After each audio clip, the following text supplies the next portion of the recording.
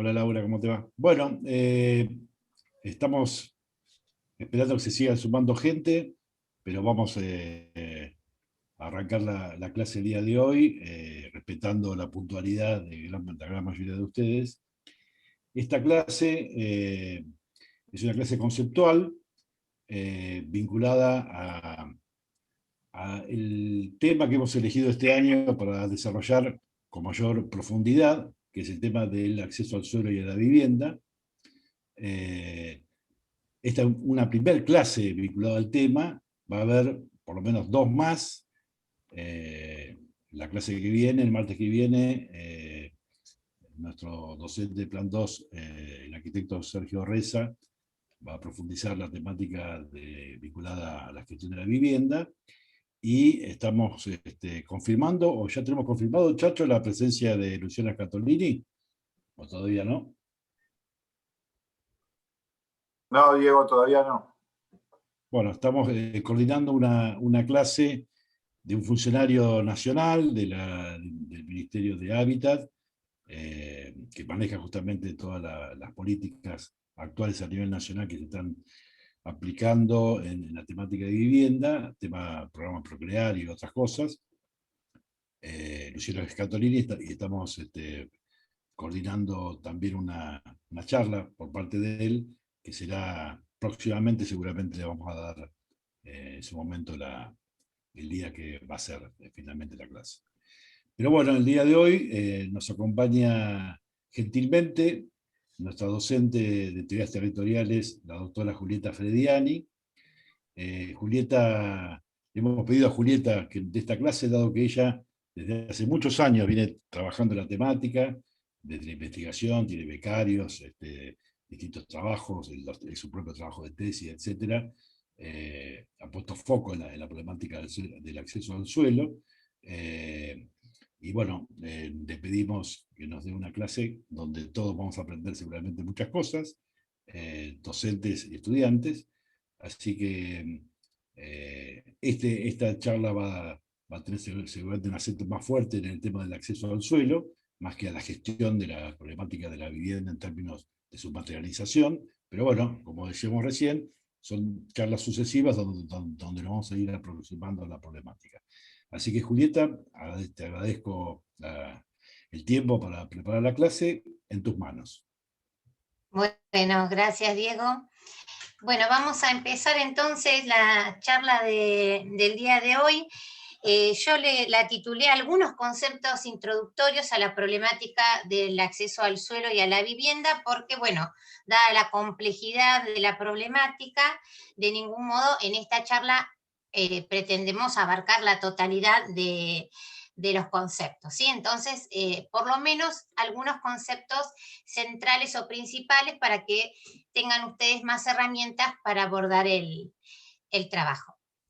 Bueno, en primer lugar voy a hablar sobre los procesos de urbanización, ¿sí? Porque para hablar del tema del acceso al suelo y a la vivienda, tenemos que enmarcarlo en lo que son los procesos de urbanización y las características que estos procesos tienen en nuestras ciudades. Cuando hablo de nuestras ciudades, hablo de las ciudades de nuestra región, de América Latina. En realidad, en nuestras ciudades se dan en forma simultánea tres procesos urbanos. Es decir, un proceso de expansión urbana, es decir, lo que es el crecimiento horizontal, el proceso de consolidación urbana a través del completamiento de esos tejidos en expansión, y áreas en donde se dan, sobre todo en áreas centrales, procesos de densificación. Estos tres procesos entonces operan en forma simultánea en nuestras ciudades. En nuestros países, en general, los países del tercer mundo, en América Latina, primero se ocupa y después se urbaniza, ¿sí? Mientras, a diferencia de lo que pasa en los países desarrollados, donde primero se urbaniza y después se ocupa. ¿Esto qué trae aparejado? Que los procesos de urbanización en nuestras ciudades sean poco sostenibles a largo plazo y favorezcan el incremento de las desigualdades entre los que más y menos tienen. La conformación de las ciudades en América Latina, bueno, yo puse algunas imágenes como para que puedan ver y hacer un poco más ameno y no tan cargado de letra las diapositivas, pero en general en las ciudades latinoamericanas la conformación está ligada fuertemente a cómo se comporta el mercado de suelo. ¿Y de qué forma se comporta? Decimos que tiene un funcionamiento problemático. Fundamentalmente, si bien hay múltiples causas, porque los precios del suelo servido son altos, porque predomina la informalidad urbana en el acceso al suelo, en nuestros mercados del suelo en Latinoamérica, y por la incapacidad del mercado de proveer suficiente oferta de suelo servido a precios accesibles. En realidad, lo que se conforma en nuestras ciudades son ciudades desiguales con áreas estratégicas para el capital, para la inversión y áreas residuales, es decir, lógicas de valorización y desvalorización que se materializan en las ciudades, conformando, como dije recién, ciudades desiguales. Y retomo a partir de estos tres procesos que se dan en forma simultánea, me parecía interesante introducir el concepto de ciudad confusa de Pedro Abramo, un geógrafo brasilero, que dice que la ciudad latinoamericana es la conjunción de la ciudad compacta y la confusa.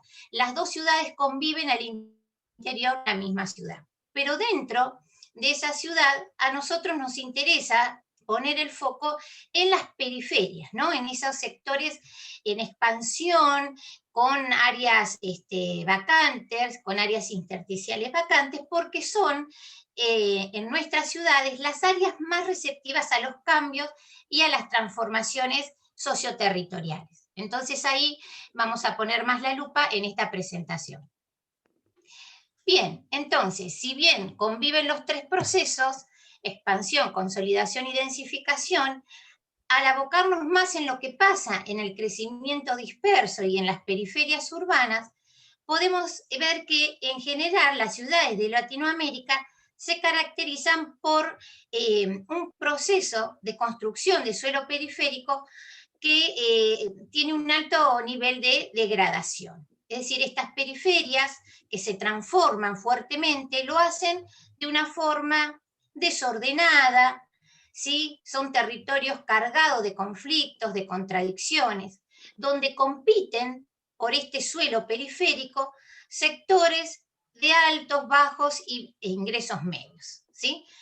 Entonces, algunos datos para bajar esta cuestión teórica en Argentina.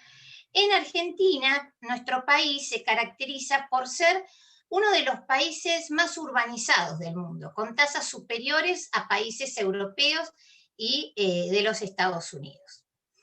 La población que vive en áreas urbanas, ¿sí?, nos permite hablar, esto es una estimación del 2010 del INDEC, que alrededor del 90% de la población, un poco más, en la actualidad, vive en áreas urbanas. Y dentro de estas áreas urbanas, 3,5 millones de familias no tienen una vivienda adecuada. Es decir, aproximadamente 1/3 de la población no tiene una vivienda adecuada. Esta problemática se agrava año tras año y desde el 2001, ¿sí?, presenta una tendencia en aumento. Si nos enfocamos en el déficit habitacional, año tras año se agrava esta problemática. Bajando, analizando algunos casos, ¿sí?, de ciudades al interior de nuestro país, acá un ejemplo, siempre focalizando, resalté La Plata porque va a ser el sector de estudio que ustedes tienen en Plan 1 y Plan 2, cuando analizamos el crecimiento poblacional y al mismo tiempo la superficie, cómo creció la superficie urbanizada en los últimos 3 censos, del 91, 2000 y 2010, vemos, tomo el caso de La Plata, pero Bahía Blanca, Mar del Plata, ¿sí?, y otras ciudades tienen un comportamiento similar al nuestro. La población creció en 30 años aproximadamente un 21%, mientras que la superficie urbanizada creció un 127%. ¿Esto qué nos está mostrando? Justamente el crecimiento disperso, difuso que tiene nuestra ciudad, y que viene teniendo en las últimas décadas. Si analizamos los metros cuadrados urbanos por habitante y cómo creció en el mismo periodo, también podemos ver que se incrementó un 88% en el caso de La Plata. Las imágenes que puse en la parte inferior de la diapositiva un poco muestran estas fotos satelitales, no tienen mucha claridad, pero intentan, ¿no? Pueden visualizar cómo en estos 30 años se expandió fuertemente la mancha urbana, en todas las direcciones y ejes de crecimiento del partido. Bien, entonces, este proceso de expansión urbana, en general en Argentina, pero focalizando en La Plata, se caracterizó por una fuerte heterogeneidad social, por una heterogeneidad en cuanto a las estrategias de acceso al suelo y a los modos de vida de la población que reside en las áreas en expansión. La configuración física que resulta de nuestras ciudades en Argentina y en La Plata en particular muestra una expansión, como dicen algunos autores, a saltos, ¿sí? Con piezas cada vez más autónomas, discontinuas, con grandes espacios intersticiales vacantes. Esta forma en la que crecen nuestras ciudades, lo que generan son fuertes deseconomías urbanas. ¿Por qué? Porque generan mayores costos de urbanización. Pensemos que La Plata, en el último periodo, 2010-2020 hasta la actualidad, la superficie urbana se incrementó casi un 20%, un 17%. Ese crecimiento de la superficie urbana, avance, ¿sí?, sobre tierras rurales, se produjo cuando al interior del área urbanizada tenemos todavía casi un 20% de tierras vacantes, ¿sí? Esto es lo que hablamos cuando decimos, bueno, una configuración urbana que genera deseconomía y mayores costos de urbanización. Y me van a escuchar hablar muchas veces de la tierra vacante, porque cuando trabajamos sobre el acceso al suelo es un elemento clave, ¿sí? La problemática de la tierra vacante es clave porque se vincula con otras dos cuestiones muy importantes, que son las tomas de tierra y los procesos de autoproducción del hábitat. Bien, en este proceso de expansión urbana, estas son fotos que saqué yo, las de arriba, en Gorina, ¿sí?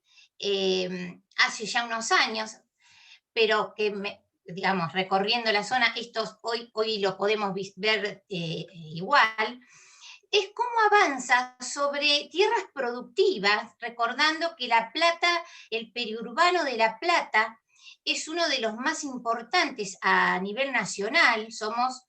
Nuestro partido es el primer productor de flores de corte y está primero en la producción de determinados alimentos, ¿sí?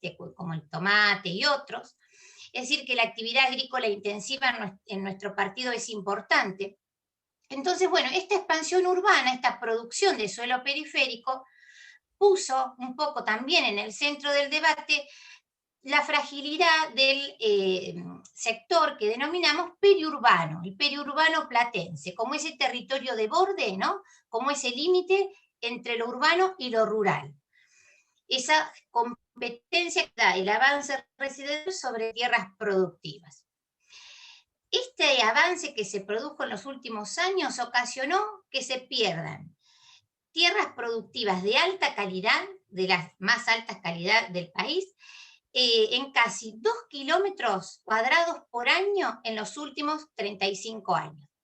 Y esta foto, que pueden ver más abajo, permite visualizar, este es el Club de Campo San Facundo, ahí en el límite entre Gonet y Gorina, limitando con el uso productivo y hacia el lado, digamos, de Gonet, ¿sí?, con el uso residencial abierto. En expansión, hoy esto ya se encuentra fuertemente consolidado. Pero bueno, la problemática del periurbano también debe ser atendida, sobre todo en el caso de nuestras ciudades, del AMBA, que tienen esta problemática, por la importancia que tiene en cuanto a la producción de alimentos.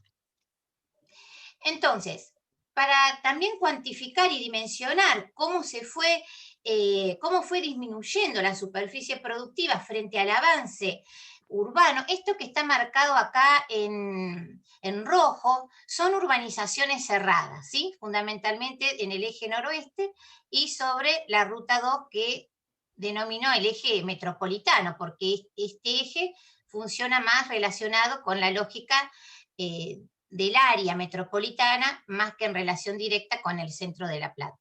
Pero bueno, se produjo desde el 70 al 2000, en 30 años, una reducción significativa del área productiva y se incrementó la urbanización en este sector en un 50%. Esto también es interesante considerarlo pensando en estos procesos de expansión y posterior consolidación y completamiento del tejido urbano. Bien, entonces, en este contexto, la tierra se entiende como un recurso en disputa, donde el suelo está en el centro de los conflictos, ¿sí? El acceso al suelo a través de distintas lógicas que podemos reconocer en los principales actores que intervienen en este proceso. Por un lado, reconocer la lógica del mercado, que tiene un peso muy fuerte en lo que es la construcción y dinámica urbana.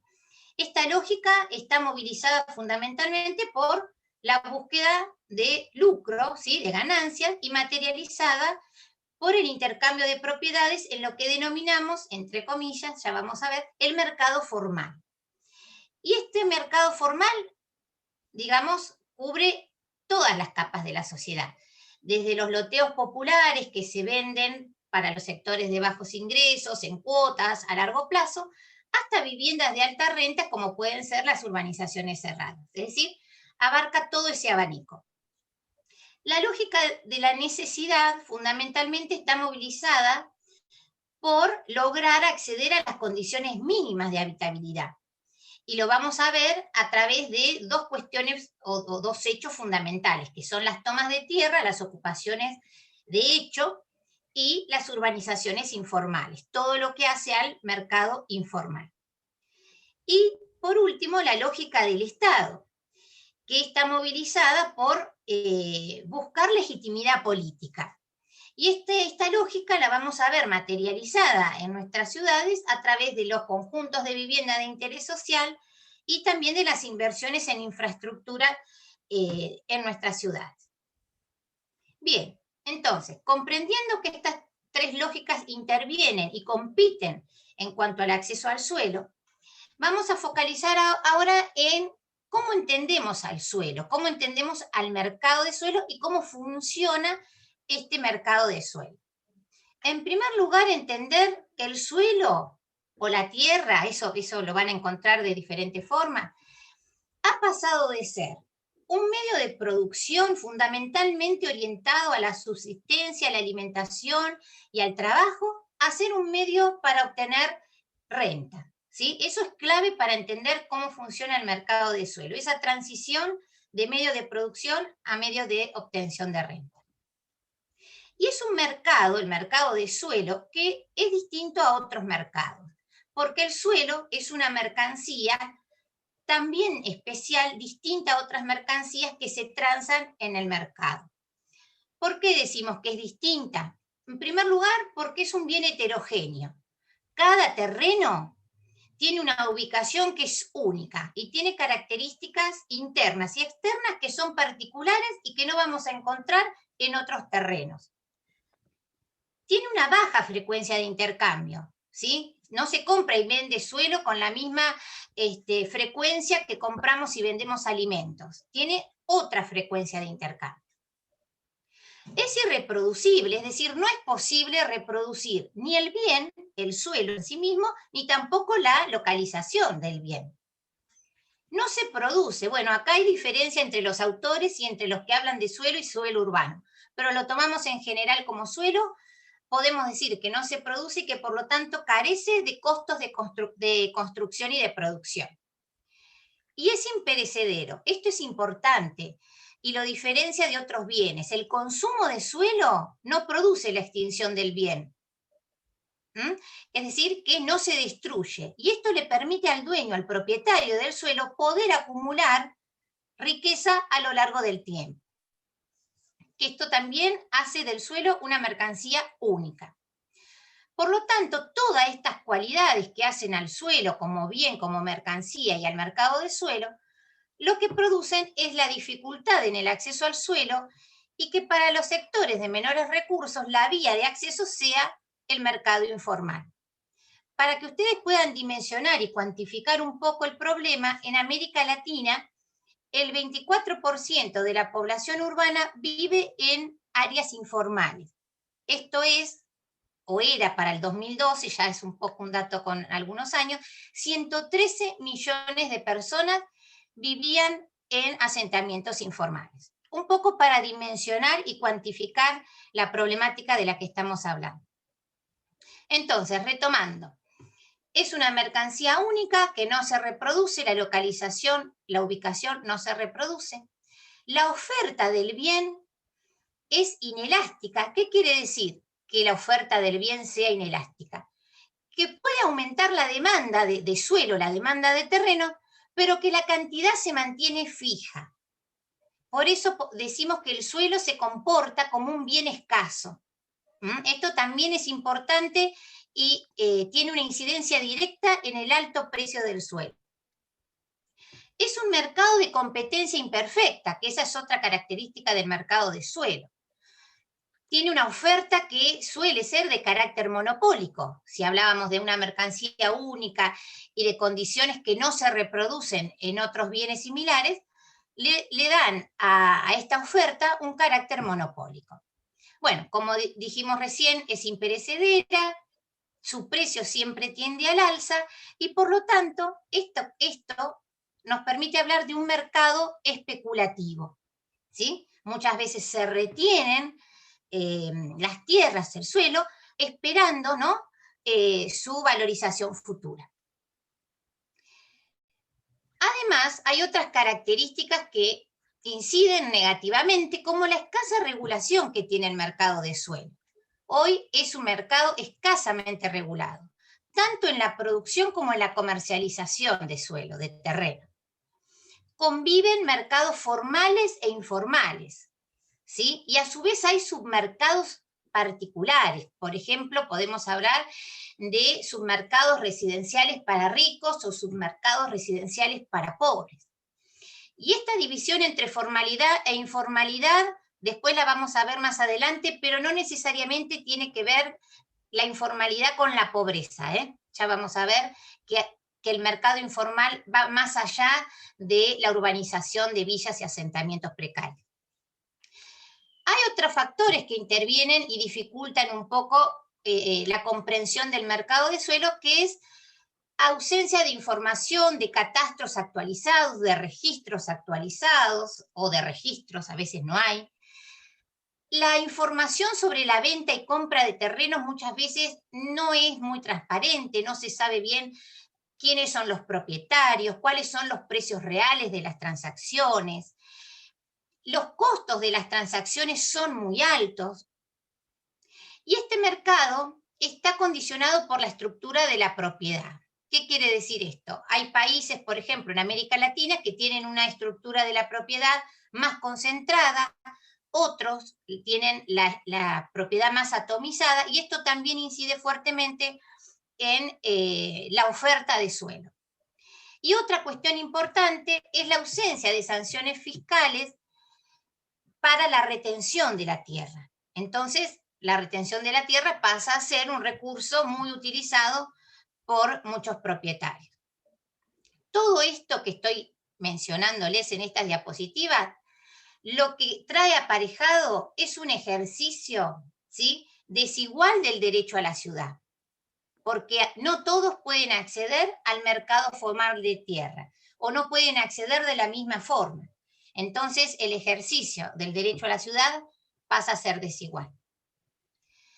Bien, al ser un mercado, hablamos del suelo, del precio, que vamos a mencionar después algunas cuestiones más, y dos cuestiones importantes en todo mercado: la oferta y la demanda. Para entender cómo funciona un mercado tenemos que saber cómo funciona la oferta y la demanda. En el caso del mercado de suelo, la oferta va a estar representada por los propietarios y por los desarrolladores inmobiliarios, que son los intermediarios entre el propietario original y el nuevo propietario.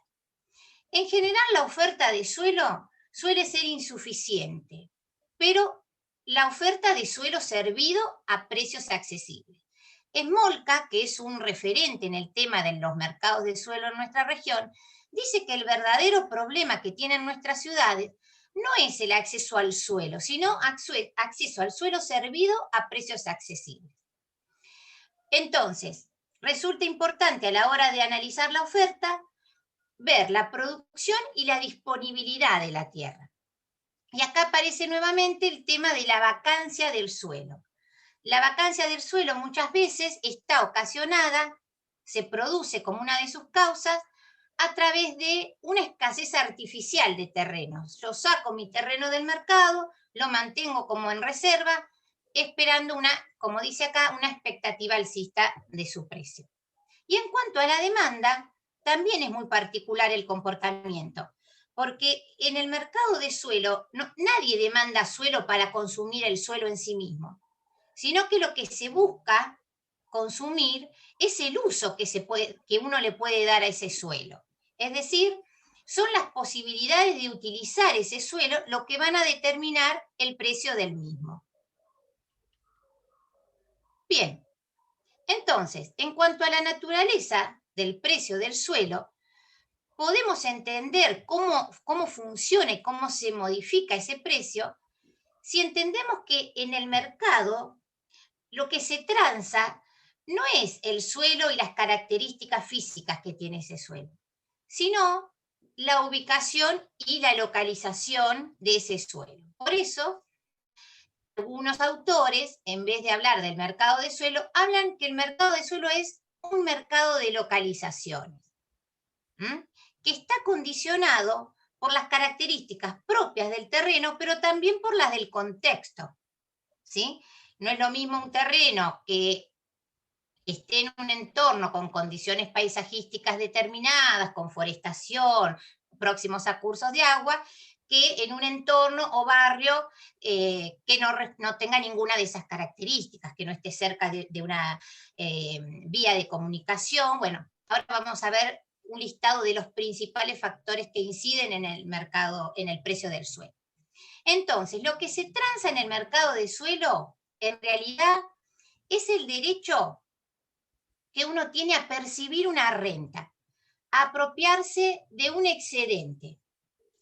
Ahora después, en las diapositivas siguientes, voy a explicar muy sucintamente un concepto que es muy importante para entender el mercado de suelo, que es la plusvalía. Bien, entonces, el acceso al suelo está, para sintetizar, definido por el precio de la tierra, pero también por otras dos cuestiones fundamentales, que es el régimen legal de propiedad y por las políticas del Estado de regulación del mercado de tierra, que en nuestros países y en nuestro país es bastante escaso. Bien, acá yo sinteticé en base a determinados autores cuáles serían los principales factores que intervienen en el precio del suelo, en un mayor o menor precio del suelo. En primer lugar, la accesibilidad que tiene un terreno determinado.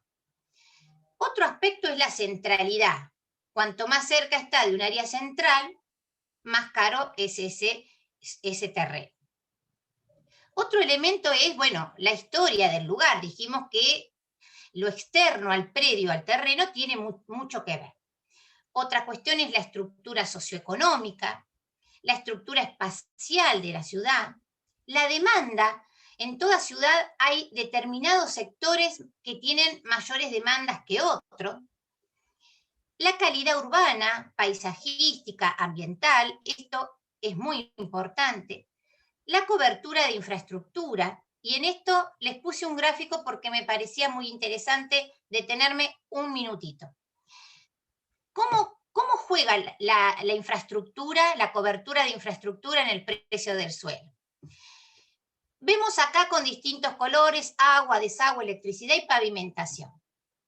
El azul es el agua. Cuanto más esencial sea el servicio, más externa va a ser la curva y por lo tanto más va a incidir en el valor de la tierra. En este caso sería el agua.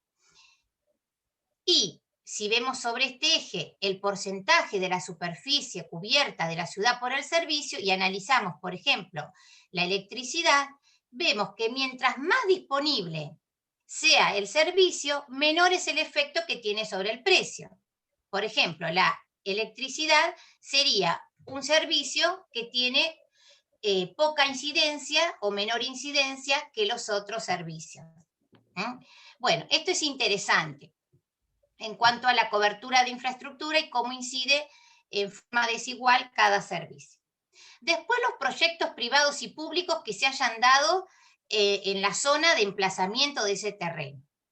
Y por último, la intervención pública. Bueno, ya vengo diciendo las estrategias del Estado, bueno, pero también lo que hace a las normas de planificación. Después les puse un ejemplo acá, que es entender que esto también es muy importante y seguramente en las otras teóricas se va a profundizar mucho más sobre este aspecto, es cómo incide el Estado y la función que éste tiene en la construcción del precio del suelo.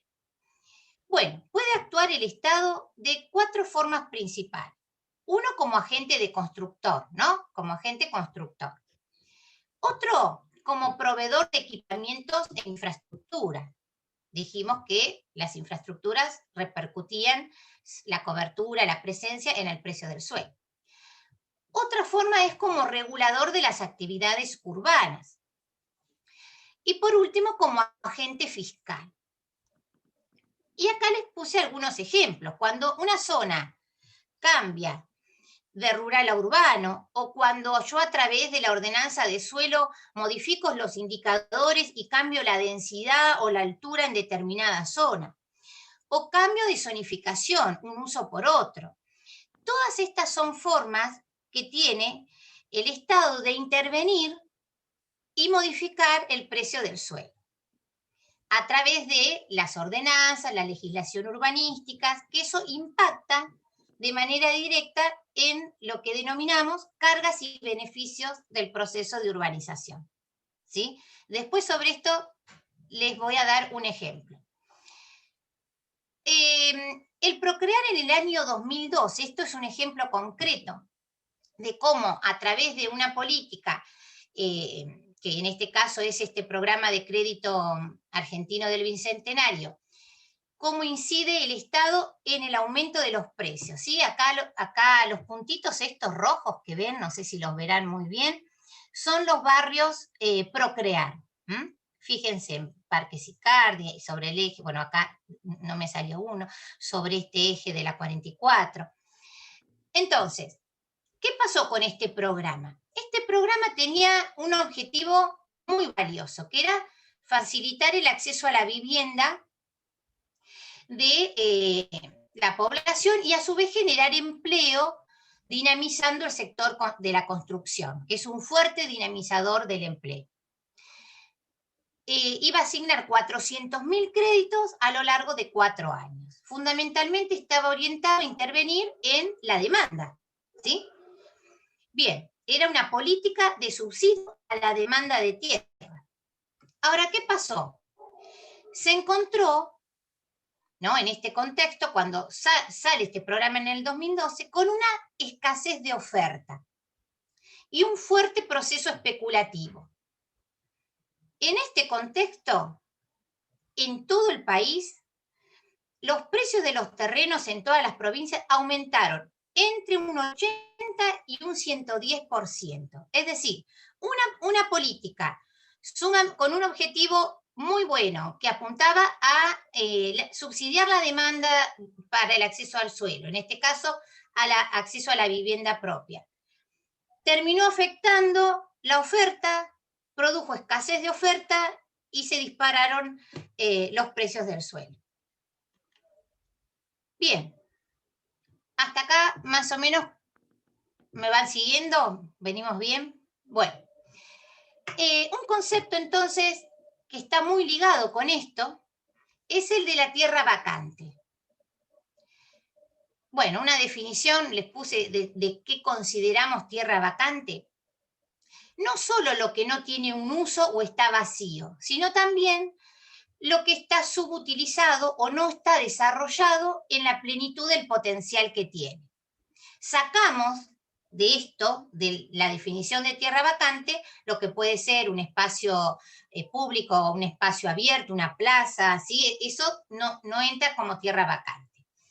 Entonces, son remanentes a la dinámica urbana que pueden estar vacíos o subutilizados y que se encuentran servidos o próximos a infraestructura ya instalada. Esto no es menor, ¿no? Esto es importante a la hora de pensar estrategias de completamiento del tejido urbano, ¿sí?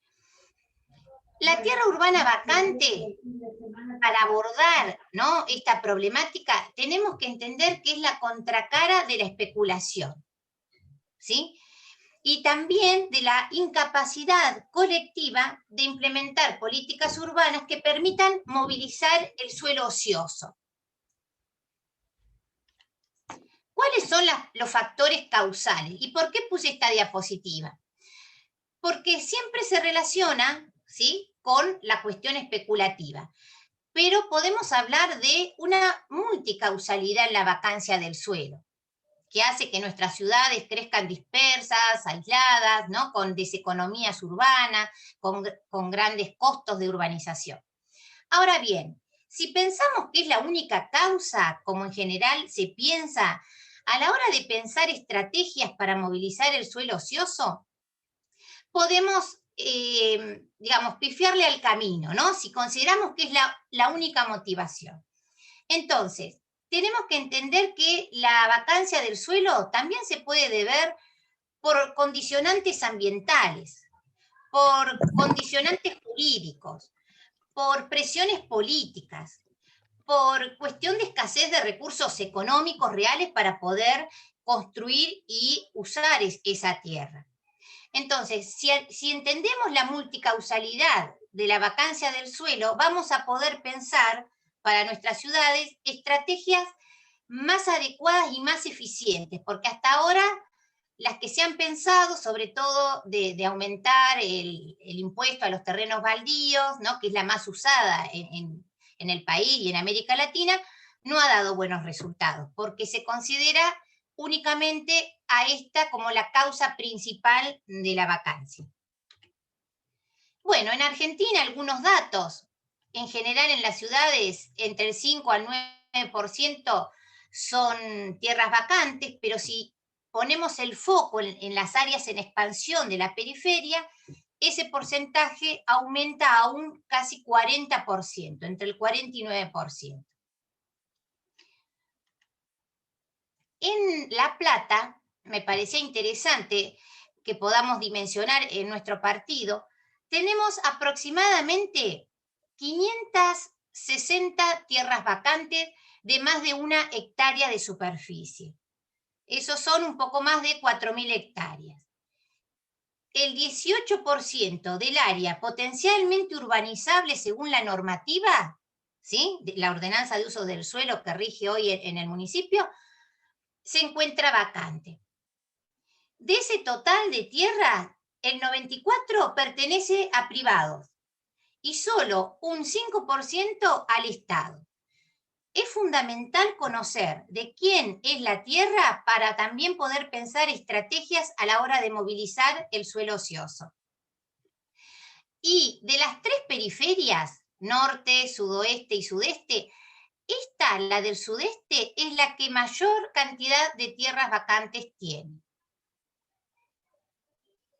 Bien, ahora me interesaba también, hoy dijimos que la importancia que tiene el mercado de suelo y el precio del suelo en la conformación de las configuraciones urbanas, me interesaba mostrarles datos concretos para el partido de La Plata. Entendiendo cómo están distribuidos esos precios, también nos va a permitir entender cómo es la ciudad, cómo va creciendo y a dónde se localiza la población. Vemos, esto es para el año 2018, ¿sí? Es decir, es un dato muy nuevo, donde vemos que la estructura de precios se relaciona con la estructura socioterritorial y funcional de la ciudad. En el casco tenemos los precios más altos y en segundo lugar, digamos, tenemos el eje noroeste con los precios más altos. Cuando uno analiza y correlaciona esto con la estructura, digamos, socioeconómica de la población, vemos que hay una relación directa, en este caso entre precio y el sector de la población que allí reside. Luego tenemos el eje que es el que van a trabajar ustedes este año en Plan 1 y Plan 2, que es el eje sudoeste, que tiene precios del suelo mucho más bajos, ¿sí? Y el eje sudeste que también, si bien la zona más próxima tiene algunos precios más elevados, después el resto, cuanto más nos alejamos, disminuye fuertemente el precio. Eso en términos absolutos. Ahora, ¿cómo se valorizó? ¿Cómo se fue valorizando a lo largo de los años cada sector del partido? Tenemos que el área que más se valorizó en el periodo 2010-2018 fue el eje noroeste y sobre todo las delegaciones o localidades de Citibel y Gorina. En segundo lugar, el eje sudoeste y en último lugar, el eje sudeste. ¿Por qué tomamos este periodo de 2010-2018? Para analizar cómo impactó el cambio de la ordenanza de usos del suelo en nuestro partido en el año 2010. Y vamos a ver que hay una relación directa de incremento del precio del suelo a partir de la nueva ordenanza. ¿Qué vimos en este periodo? Que se acentuó fuertemente el proceso de valorización diferencial en el partido. Fíjense acá, lo que trabajamos con 2 becarias, ¿no? Fue un relevamiento de muchas muestras para los 2 periodos. En el casco urbano, el precio del suelo se incrementó en esos 8 años más de un 250%. ¿Cómo podemos entender ese incremento tan fuerte en el precio del suelo? Si analizamos lo que dice la ordenanza, la última, la que rige actualmente, y la comparamos con la anterior, vemos que se incrementaron la cantidad de metros cuadrados permitidos en el casco urbano en más de 1.300% y en la periferia en más de un 300%. A su vez, se incrementaron las zonas para urbanizaciones cerradas, clubes de campo, y se amplió el área urbana en un casi 10% comparando la ordenanza 2000-2010. Ahora bien, el precio del suelo, para entender la dificultad en el acceso al suelo por parte de la población, también realizamos un trabajo que nos permitió ver, bueno, cuál era la brecha entre el ingreso, el salario y el precio del metro cuadrado. Esto está hecho al 2018. Les quiero decir que hoy esto, con los años posteriores al 2018 y la devaluación a partir del 2018 tan fuerte que tuvimos, bueno, seguramente estos datos hoy por hoy son viejos, pero no dejan de poner de manifiesto la brecha tan grande que hay entre salario y precio del suelo. Les cuento un poco esto de los deciles para los que no conocen cómo clasifica el INDEC y la encuesta permanente de hogares, cómo ordena los sectores según ingresos.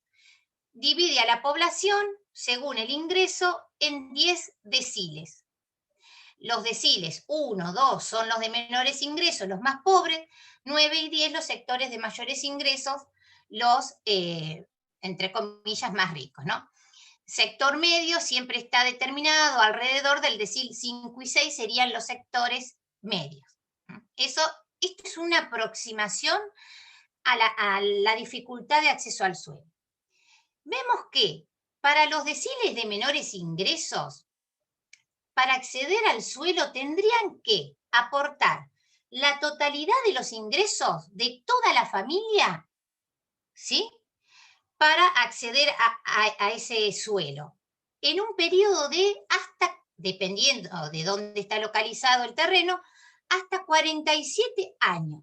Fíjense que para estos deciles es imposible, porque todos sabemos que no podemos invertir el 100% de la totalidad de los ingresos familiares en ningún decil para acceder y comprar un terreno, porque tenemos que comer, pagar, ¿no? Entonces, esto es una cuestión, digamos, de construcción de un indicador, pero sabemos que aportar la totalidad de los ingresos familiares es imposible.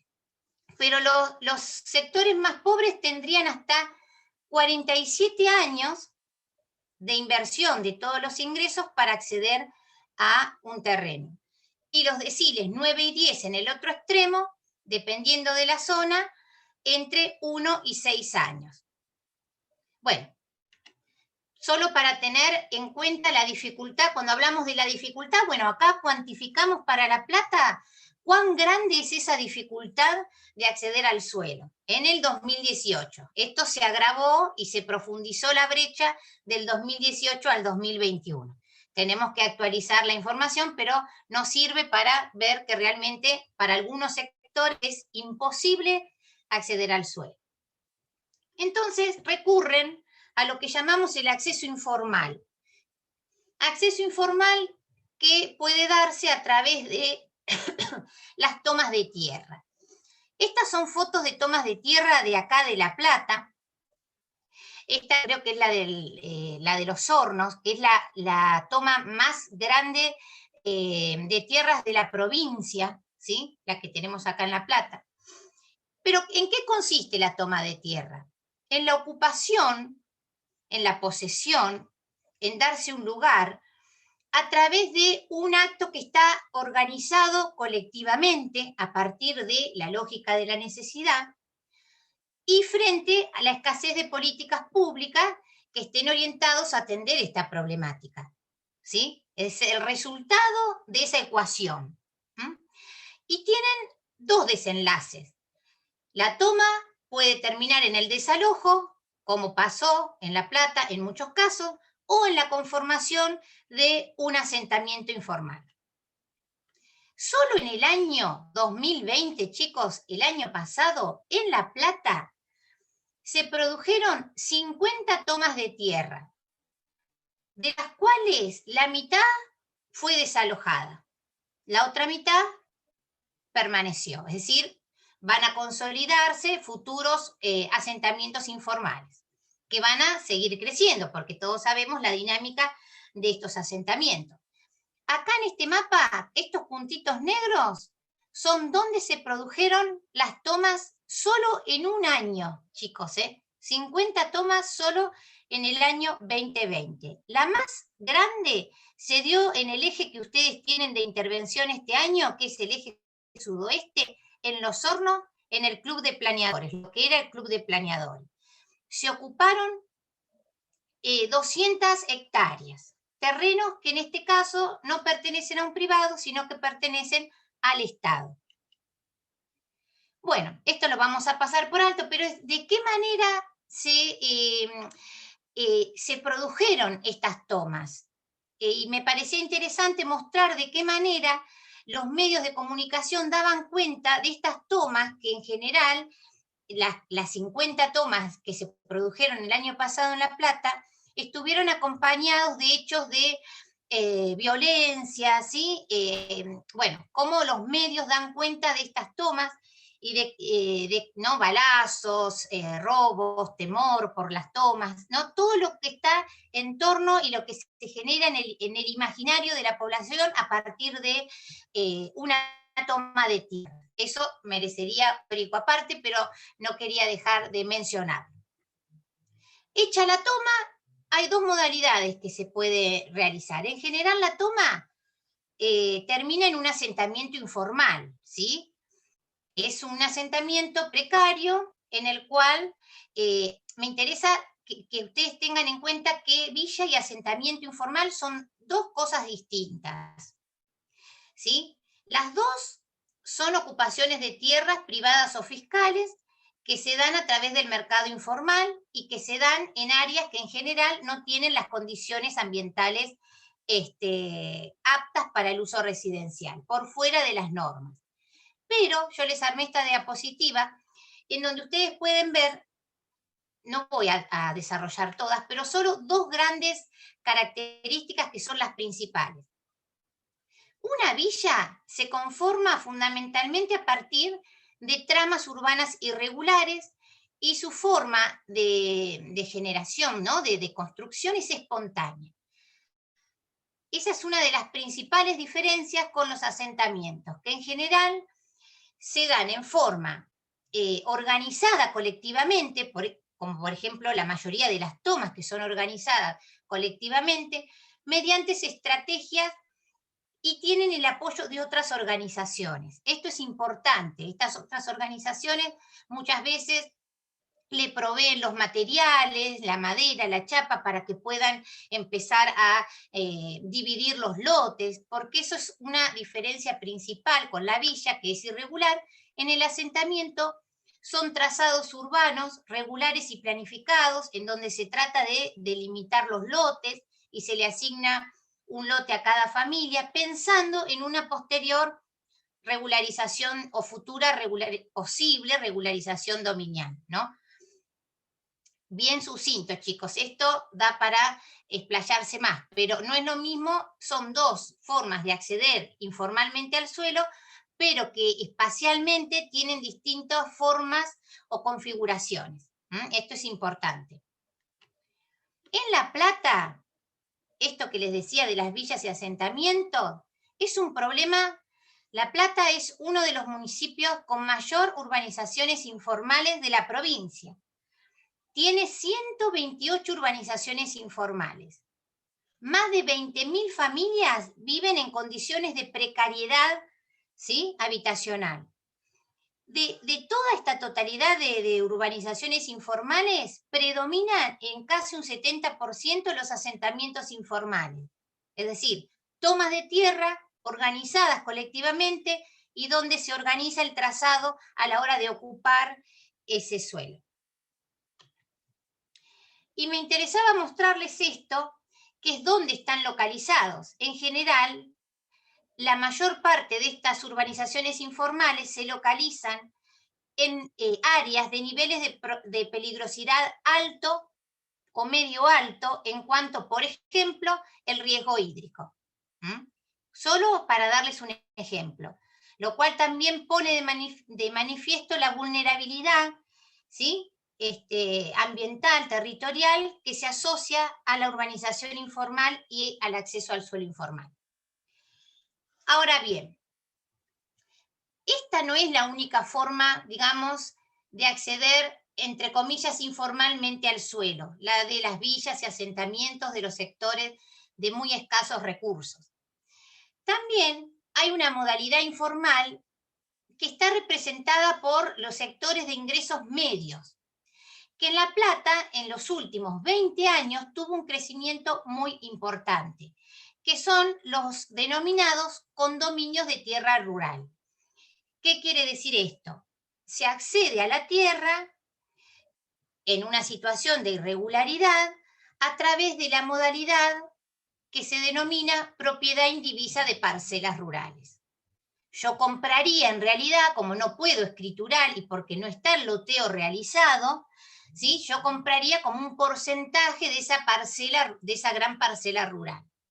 Esto también, ¿sí?, es una forma, digamos, es una forma de acceder informalmente al suelo que no está ligado a los sectores de bajos recursos, ¿sí? Me parecía solo mencionar esto para no relacionar tan unívocamente y unidireccionalmente la informalidad con la pobreza. Sectores de ingresos medios pueden acceder, y de hecho lo hacen, informalmente al suelo. Y en el otro extremo, que también en algunos casos son accesos informales, encontramos las urbanizaciones cerradas, que es otra forma de acceso al suelo por no, en nuestro partido estas urbanizaciones no son tan importantes como en otros partidos o municipios del área metropolitana de Buenos Aires. Fundamentalmente, para el año 2017, que hicimos un relevamiento, encontramos 51 urbanizaciones cerradas entre clubes de campo y barrios cerrados. Si bien la figura del barrio cerrado no está reconocida en nuestro municipio, porque, digamos, se dan a través de la figura del pH, se hizo un relevamiento y encontramos que en total, entre barrio cerrado, el equivalente al barrio cerrado, y al club de campo, tenemos 2.240 hectáreas ocupadas por esta modalidad de acceso residencial al suelo. ¿Dónde están localizadas mayoritariamente estos emprendimientos cerrados? En un 70% sobre el eje noroeste de crecimiento. Y después, en menor medida, sobre la ruta 2. Bien.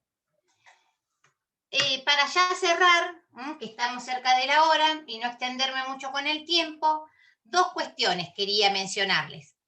Hoy hablaba de lo que se transa en el mercado de suelo es la posibilidad o el derecho a obtener una renta, un excedente. Recuerdan que dije unas diapositivas atrás.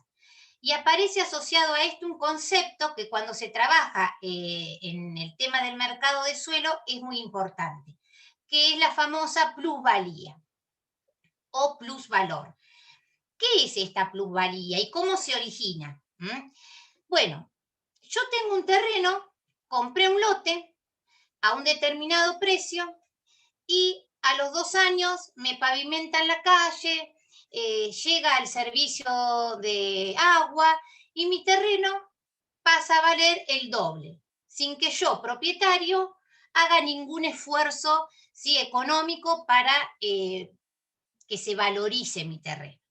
Entonces yo me estoy apropiando de un plusvalor que no es resultado de mi esfuerzo, sino que viene, ¿sí?, de una obra o una acción urbanística ejecutada por el municipio y no por el propietario verdadero. Eso se llama plusvalía, la apropiación, ¿sí?, de ese valor, de esa ganancia, de ese aumento en el valor. Ahora bien, ¿de qué manera puede apropiarse o recuperarse esas plusvalías que determinados propietarios obtienen? Bueno, hay determinados mecanismos que se llaman coparticipación del valor, mecanismos que pueden ser de tipo tributario, un impuesto, regulatorio, o ligados con el planeamiento y la gestión urbana. No me voy a meter mucho, voy a dejar solo presentado el tema, porque sé que después en el teórico próximo se va a profundizar en esto, pero es importante saber que hay determinados mecanismos de recuperación de plusvalía que pueden aplicarse para que esa ganancia que obtienen determinados propietarios pueda ser redistribuida socialmente, ¿sí? Entonces, eso es lo que se llama recuperación de plusvalía. Mecanismos que permiten redistribuir socialmente esa ganancia que tuvo el propietario sin hacer nada. Bien. Y acá nos metemos en la recuperación de plusvalía y coparticipación en el valor. Es un instrumento urbanístico, un instrumento de gestión que tiene el Estado para, en este caso, intervenir en el mercado de suelo. Pero no es el único. Hay varios instrumentos urbanísticos que puede aplicar el Estado para intervenir en. Yo puse 4 conceptos principales, que es movilizar suelo, adquirir suelo, administrar suelo y planificar el suelo. Todos estos instrumentos, que es este punteo que yo realicé, que son algunos, hay otros. En general no suelen aplicarse o el nivel de implementación es de bajo a nulo. pero son herramientas que están disponibles, son mecanismos que podría utilizar el municipio para intervenir en el mercado de suelo y que permitirían fortalecer el rol que tiene el Estado como regulador del mercado de suelo, que hoy por hoy es muy escaso, ¿sí?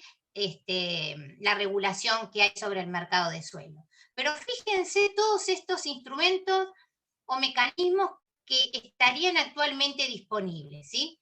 Algunos son orientados a movilizar suelo ocioso, como por ejemplo este impuesto progresivo al baldío, otros para adquirir, ¿sí? Otros para administrar y otros como para planificar, como el plan de usos de suelo, el master plan y demás.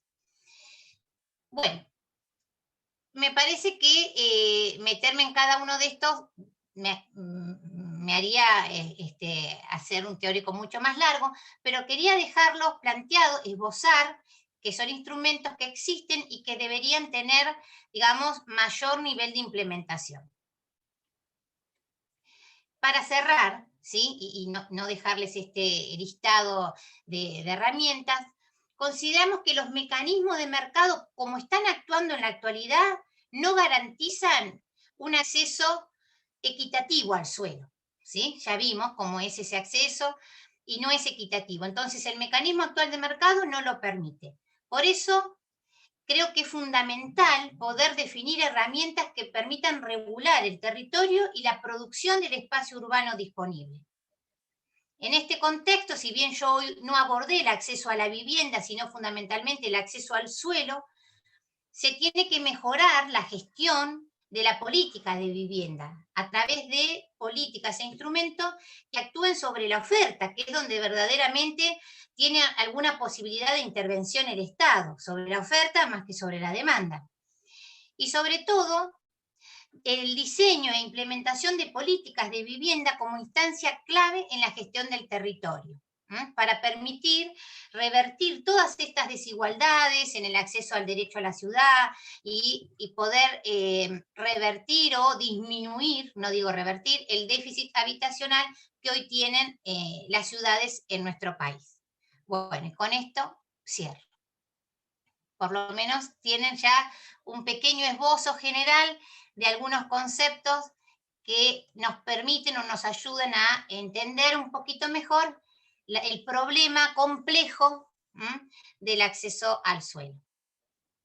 Bueno, por mi parte, 1 hora, no me pasé tanto. Bueno, Julieta, no sé sí, si la verdad tienen alguna que pregunta. la verdad que muy justa el tiempo que le dedicaste. Y sí, me parece que por ahí estaría bueno si hay algunas dudas, a pesar de, bueno, vale la pena recordar que esta clase ha sido grabada, transmitida también en directo por el canal YouTube de la cátedra y va a estar accesible muy rápidamente en los medios, en las plataformas que tiene la cátedra para comunicarse. No obstante, podríamos, si le parece, Julieta, abrir un periodo de tiempo a ver si alguno de los estudiantes o docentes quieren hacer alguna reflexión o alguna pregunta, ¿te parece? Bueno. Así que bueno, está habilitado, no sé si los micrófonos están habilitados para si alguno quiere hacer algún comentario o alguna pregunta. ¿Podría hacer algún comentario al respecto? Sí, cómo no. Yo creo que también habría que, como yo vivo en el campo, sé perfectamente lo que significa la producción de soja, la expulsión de gente hacia los lugares que nosotros en este momento tenemos en conflicto, porque esa densidad de gente que falta hoy en el campo es la densidad que tenemos en la ciudad o en los bordes de la ciudad. Es es clásico en el neoliberalismo, ¿no? Es decir, olvidan que aquí en algún momento alguien tiene que parar todo este traslado demográfico compulsivo por otro lado y que genera problemas como los que estamos viendo. Sí, yo una cuestión que ay, hace mucho eco. Pero en el caso de La Plata, yo no hablo de campo-ciudad, igual entiendo su concepto, pero quería decir esto que creo que no lo dije. Esa retracción de la superficie productiva se vio acompañada de una mayor intensificación. Es decir, hubo un corrimiento, un desplazamiento del corazón del periurbano productivo que estaba en torno a la ruta 36 hacia el sudoeste, pero a su vez se redujo la superficie, pero se intensificó la producción. Es decir, de la modalidad de producción agrícola abierta a campo a bajo cubierta. Y eso posibilitó que el impacto en la producción no fuese tan grande. No sé si se entiende la idea. Sí, sí, La sí. intensificación productiva con el bajo cubierta Sí, permitió que la reducción en superficie no afectara la producción. Que no perfecto. sé si lo dije hoy. No, no, está bien. Perdóname, Julieta, yo no te entendí lo que explicaste ahí a lo último. Yo hoy hablaba de que se incrementó un 50% la población, digamos, la cantidad de habitantes en el área periurbana, que era de tierras altamente productivas. También quería aclarar que eso no se vio, si uno ve los números, acompañados por una disminución en la producción, porque lo que hubo fue una intensificación de la producción. En menor superficie se intensificó la producción porque se pasó en muchos casos, y si uno ve una foto satelital lo ve claramente, de la producción agrícola a campo a una producción agrícola intensiva bajo cubierta. Entonces, en cuanto a toneladas de producción, no tuvo un impacto fuerte porque se intensificó la producción. ¿Se entiende? Quería decir una cosa, Julieta. Sí. Para mí la Argentina, hasta que no genere un camino de producción general, este problema de las ciudades no se va a terminar, porque el problema es productivo. Si la gente no tiene plata en el bolsillo, aunque los arquitectos hagamos viviendas, no se puede. Y la ciudad compacta es historia. Ya, si el camino productivo no acompaña, estamos en Babilonia, digamos. Por eso habitar no es hacer viviendas, creo que va por otro lado, creo que abarca más otros conceptos sociales, económicos, culturales, ambientales. Disculpe, no me metí en lo que dijo. Sí, perfecto, sí, Cristian. Sí, pero va por ahí. Yo creo que más allá de la producción, creo que detrás, de fondo, hay como una batalla también cultural en cuanto a cómo la sociedad se involucra con estos inconvenientes y estos problemas que atentan contra el acceso a la tierra, el acceso a la vivienda. Desde que la sociedad también se pone en contra de sus propios intereses y se vuelca hacia otros intereses a defender cosas que en verdad no le están conveniendo, hace que estas cuestiones también, hablando también un poco de la mancha urbana, ¿no? Y de estos temas políticos que también trascienden un poco en cuanto a las... se me va de la cabeza las políticas públicas que hacía mención hoy, de cómo la mancha se expande, pero también en una lógica también en estos últimos años era de la expulsión del casco de la parte formal a lo informal por los aumentos de alquileres, también los diversos aumentos en las tarifas de lujas. Eso hace que la gente no haya podido mantener también los alquileres en los departamentos y tuvo que ir a una zona más informal. No sé si eso es relevante, pero me han llegado esos comentarios de que se tuvo que ir del casco hacia la periferia, ya que era más económico.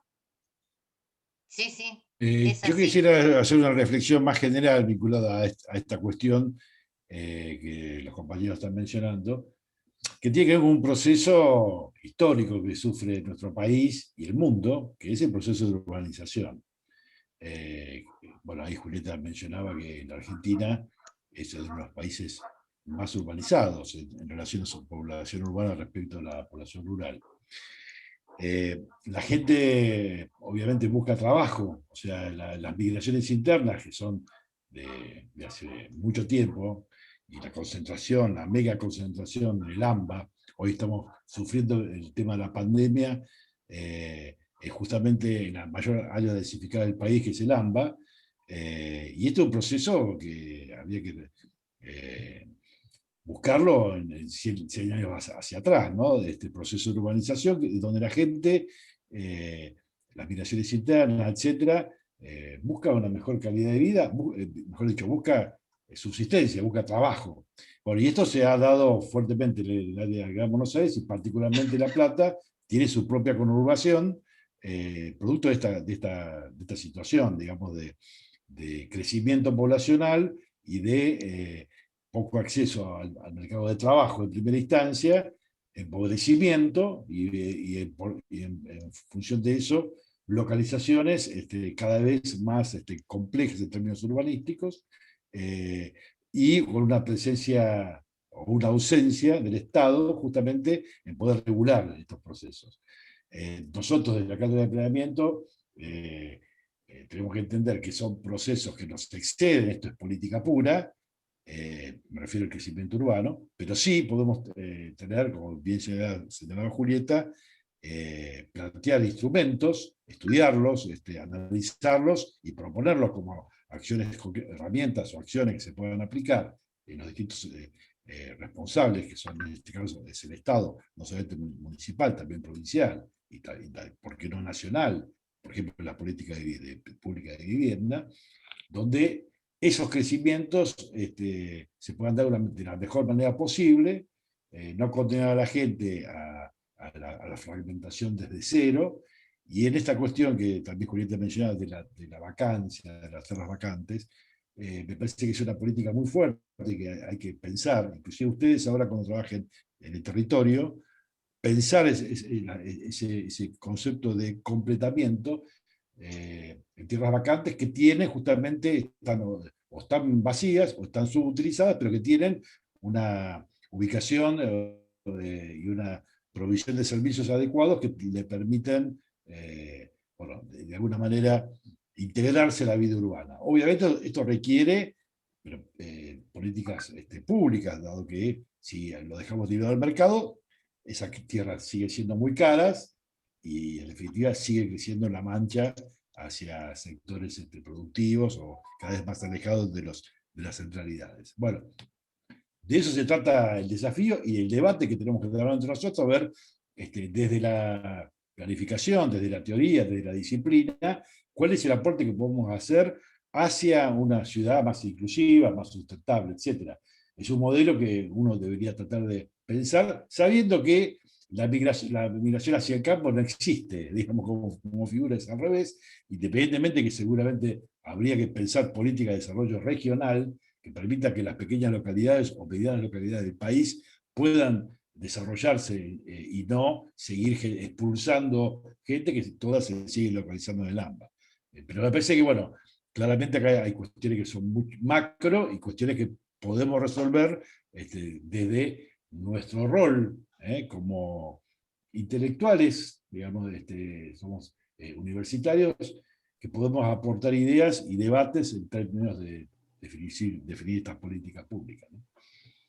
Perdón, me extendí un poquito, pero... ¿Algún otro comentario, chicos?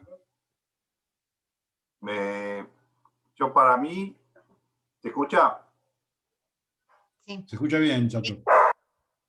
Para mí es básicamente un problema político en el sentido de que la vivienda es un derecho en la Constitución, o sea, hay un derecho formal, y en la práctica la vivienda es un bien de lucro.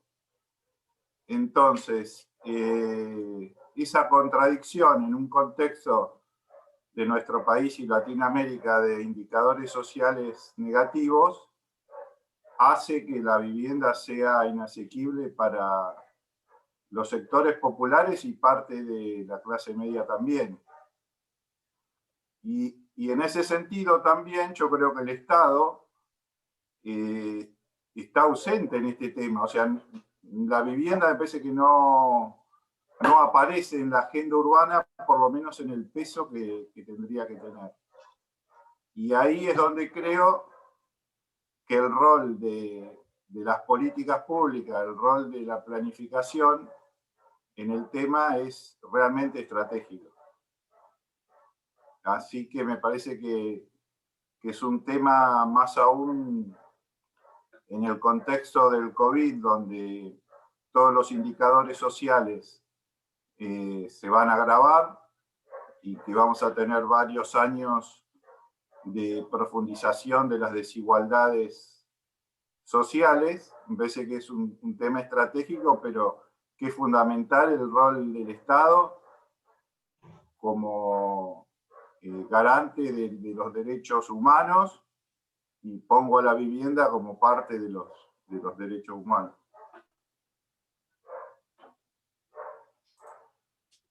Muy bien, Chacho. ¿Algún otro comentario o pregunta?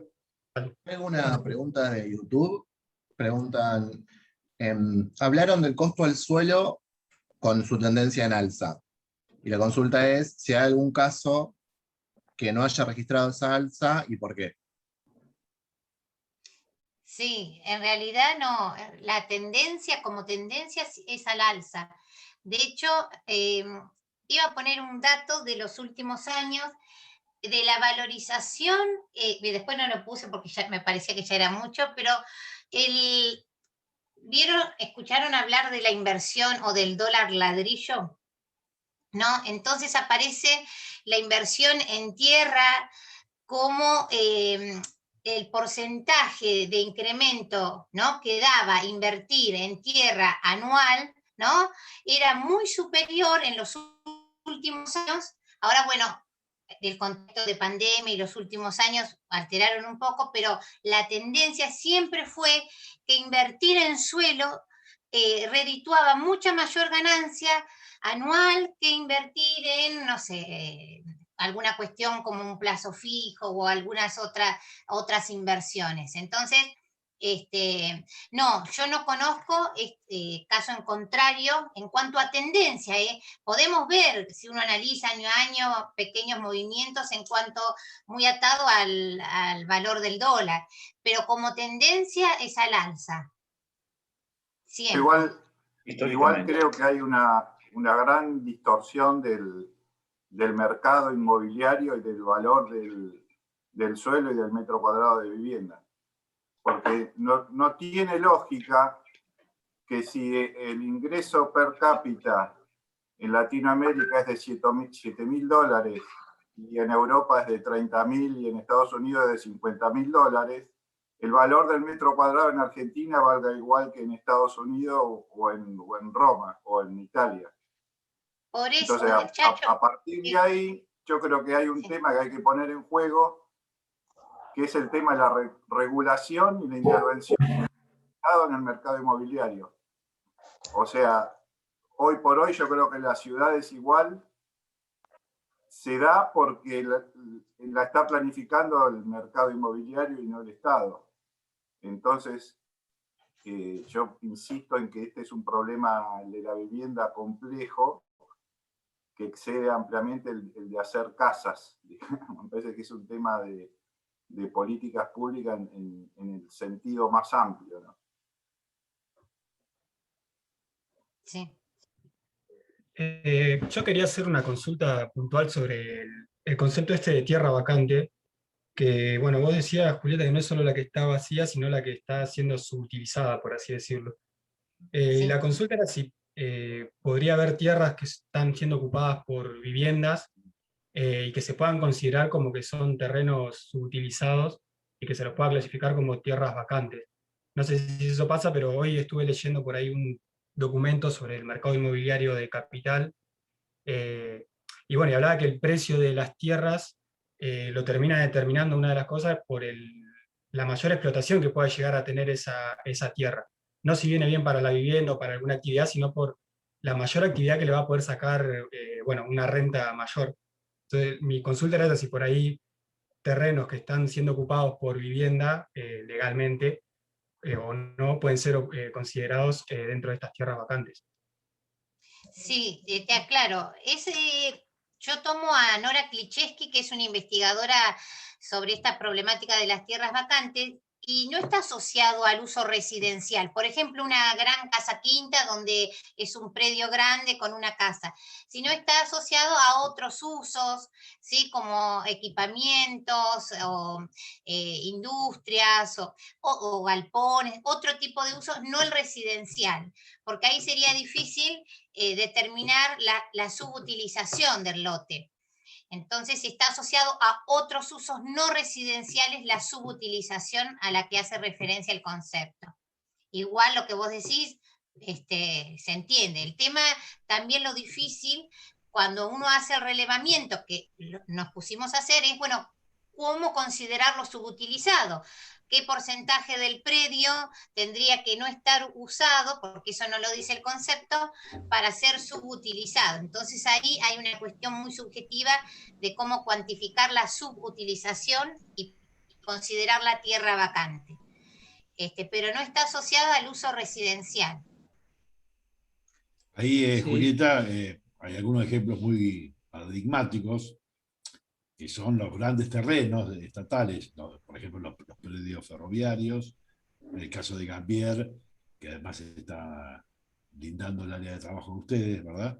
Pero esos son ejemplos muy puntuales, pero hay muchos otros que en muchos casos pueden ser usos residenciales o baldíos o usos residenciales muy poco comprobables, o en todo caso, esto habilita la pregunta de Facu, de Bartolotto, habilita un tema que me parece que podemos profundizar en la próxima charla cuando va a dar Sergio, que es el tema del uso, de la intensidad de uso del suelo urbano. Y ahí habla el tema de la densidad.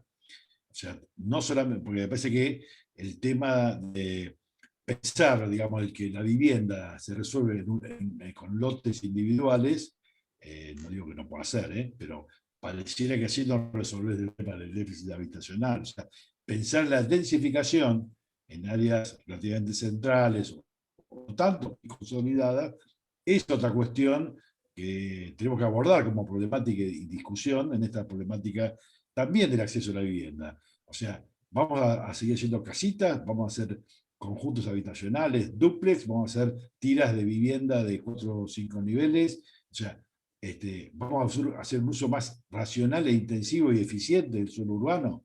Esta es otra cuestión que hace también el modelo de ciudad más compacta, habilita, es otra charla, pero me parece que obviamente se relaciona una cuestión con la otra, y ahí en el tema de tierra vacante aparece esta cuestión de que por ahí es tierra vacante, pero es un propietario que tiene una casa en 1 hectárea, y puede pasar, debe haber ejemplos en la periurbano, o mejor dicho, en áreas vacantes de esa naturaleza. Bueno, eso no es poco racional, como pensar un chalecito frente a Plaza Moreno también, o sea, son escalas, ¿verdad? Que en su momento un chalecito en Plaza Moreno estaba bien, ahora es impensable eso, ¿verdad? Bueno, lo mismo acá. Bueno, será otra parte de la discusión que probablemente la puede introducir, no sé si la puede introducir Sergio en su clase, ahí te estoy viendo, Sergio.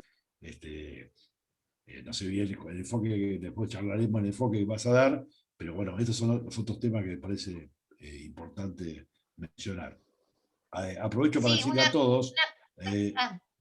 ¿Perdón? Diego, una cuestión solita que quería Sí. agregar, que no toda ese valor que yo puse de superficie de tierras vacantes, no todas las tierras vacantes son susceptibles de ser urbanizadas por cuestiones, muchas por las condiciones ambientales o de localización, pero un porcentaje muy alto de esas tierras cuentan con todos los servicios.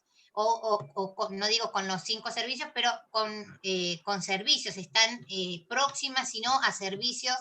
Entonces, eso también presiona lo que recién decías vos, Diego, ¿no? La necesidad de urbanizar esas tierras, porque no nos tenemos que ir a áreas periféricas donde no hay ningún servicio. Estas tierras vacantes, un alto porcentaje en La Plata, cuentan con todos los servicios.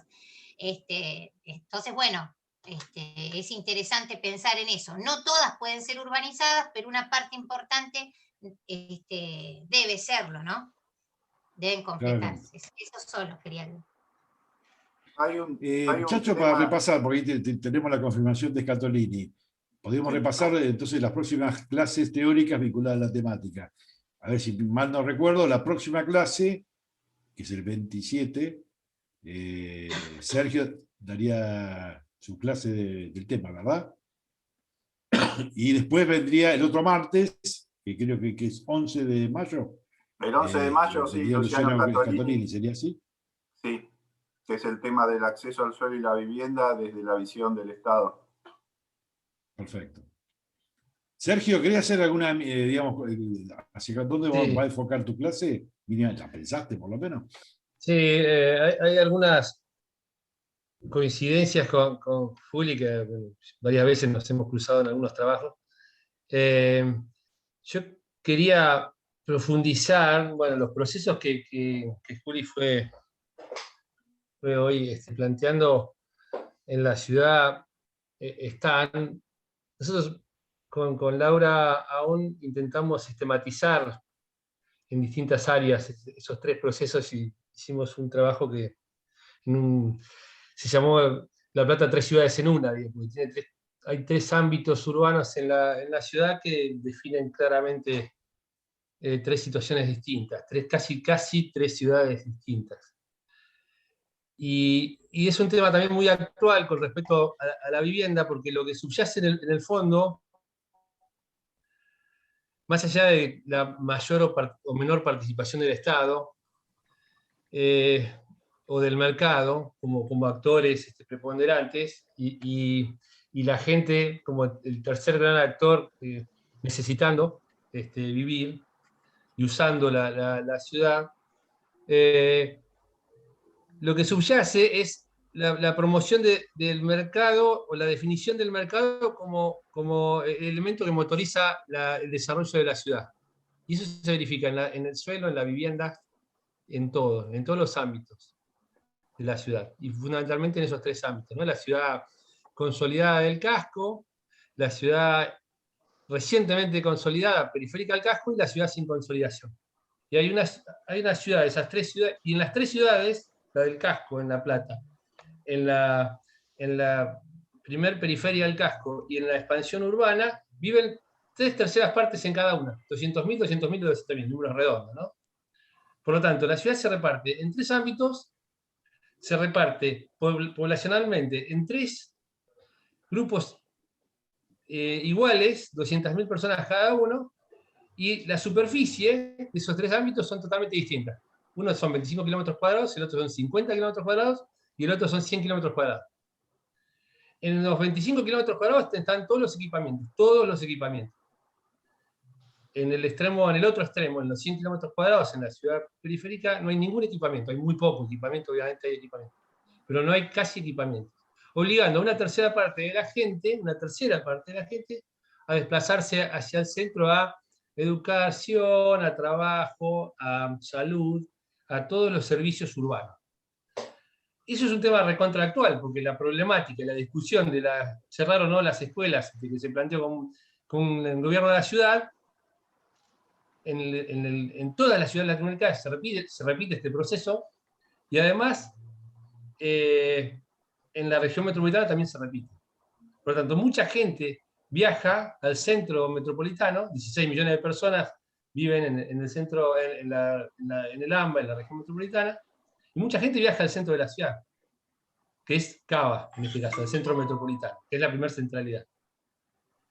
Y la incidencia de esta relación básicamente se produce porque el que define la lógica, no el que es el único que interviene, porque el Estado también interviene, pero el que define la lógica es el mercado. ¿Cómo la define? Mercantilizando los productos urbanos, mercantilizando la vivienda, o sea, generando unidades mercantiles. Las viviendas terminan siendo unidades mercantiles del mercado. Los lotes también. Y el Estado... que te interrumpa, Sergio, discúlpame que te interrumpa. Sí. Nosotros en la facultad aprendemos de la ciudad compacta, ¿no es cierto? Pero con el tema del COVID que se está dando, que es una pauta muy importante lo que ha pasado, con el tema de comunicación, ¿no se puede generar que la ciudad ya no siempre busque el centro, sino que se empiecen a buscar otros centros y no decir, ah, tengo que ir hasta Plaza Moreno porque si no, si seguimos pensando así, la ciudad nunca no va a arreglar esto así. Está bien lo que vos dijiste. Obviamente que un paradigma es la policentralidad, obviamente, pero no tendríamos que romper, distancias. No tendríamos que romper esa centralidad y decir, está bien, vamos a ser ciudadanos si tenemos otro centro, pero no solamente tener todo en el casco de La Plata, porque... Discúlpame, igual el modelo compacto no contradice las subcentralidades. O sea, uno puede pensar una ciudad compacta, homogénea, y no hipercentralizada. O sea, justamente lo que recién mencionaba Sergio, la policentralidad, que lo hemos mencionado desde el inicio, de la primera, digamos, inclusive los que han cursado otros años con nosotros ya están... ese concepto lo tienen bastante incorporado, justamente, y en el área de trabajo nuestra, del corredor de la 44, del eje, también, o sea, pensar en las subcentralidades implica, digamos, menores traslados, obviamente, implica cercanías, y bueno, incluido el modelo de la escuela a 300, 400 metros, o sea, de la primaria, sino la secundaria, más el servicio, más el comercio, más la biblioteca, el club y la plaza, ¿verdad? Esto me parece un tema que tenemos que trabajar y hace a un concepto de ciudad sustentable, de ciudad más homogénea y también compacta. Eso no quiere decir que sea una ciudad dispersa, por el contrario. De cualquier manera, Sergio, yo digo, si no te va a dar la clase ahora, ya casi te canchaste. No, pero iba a cerrar, pero digo, hoy no tenemos un modelo compacto. Como bien dijo Julieta, tenemos un modelo confuso, que motorizado por el mercado, crece en altura en el centro, para arriba, y crece horizontalmente en la periferia. Y en los dos lados excluye gente. En el centro excluye gente, por varias razones que lo vamos a explicar después, y la periferia excluye gente. Bueno, pero digo, básicamente mi aporte quería decir, el tema es si la lógica de producción de la ciudad es mercantilizar a la ciudad en cuanto a generar unidades mercantiles y el Estado acompañando con esa lógica. Un ejemplo son las tasas. Recién se habló de ocupación, subocupación. Y ahí quería ir. Ocupación, subocupación. No puede pagar más impuestos alguien que vive en un lugar consolidado con equipamientos, porque su propiedad vale más, porque el impuesto está relacionado con el valor de la propiedad, no con la disponibilidad de servicios. Y alguien que vive a 20 kilómetros, extendiendo la ciudad en terrenos enormes, ocupando, invadiendo el cinturón artícola, no paga nada, porque la propiedad vale menos, por metro cuadrado, ¿no? Hablando. Digo, por lo tanto, los impuestos replican la lógica del mercado. Entonces, si la unidad mercantil en el casco de la ciudad, o en Tolosa, o en el lugar consolidado, vale más, se paga más impuestos. Si afuera, cerca de Campos de Roca, vale menos, se paga menos impuestos. Y eso es al revés, debería ser al revés, si uno quiere generar un sistema más homogéneo. Que claro, habría que darle valor a esos otros sectores, digamos, para que empiece a valer más esa tierra, ¿no? A que no la centralizada. En vez de descentralizar, al contrario, centralizar estas zonas suburbanas, quizás. Sí, y además habría que generar, que no sea, el mercado hace que en el centro sea más caro vivir, por eso expulsa. Y en la zona norte, como las propiedades son más caras, es más caro vivir, por eso se expulsa a la gente. Habría que equilibrar eso. El Estado debería equilibrarlo, no debería seguir la lógica del mercado. Bueno, chicos, como ahora hay que juntarse los docentes con los grupos, me parece que esta charla la podemos continuar en cada grupo, en cada comisión. Me parece que, obviamente, si no, podemos quedar 2 horas más charlando y está muy lindo, está muy interesante, pero bueno, me parece que la podemos ahora puntualizar en cada uno de los grupos. Entonces repetimos en términos de clases teóricas, el martes que viene a las 6 en punto, Sergio, va a dar lo que esbozó, y después el otro martes lo tenemos a Luciano Scatolini, funcionario nacional, que nos va a explicar un poquito las políticas actuales en términos de política de vivienda, justamente. Y por supuesto, agradecerte, Julieta, por tu clase. Pues todos aprendimos mucho, yo por lo menos, algunos temas que no tenía arraigados y me permitieron arraigarlos más. Y bueno, espero que haya sido útil para todos ustedes, y si les parece, cortamos y después vamos a los grupos. Gracias, ¿Vamos? Diego. Bueno, Gracias, hasta luego. hasta luego. Gracias, hasta luego.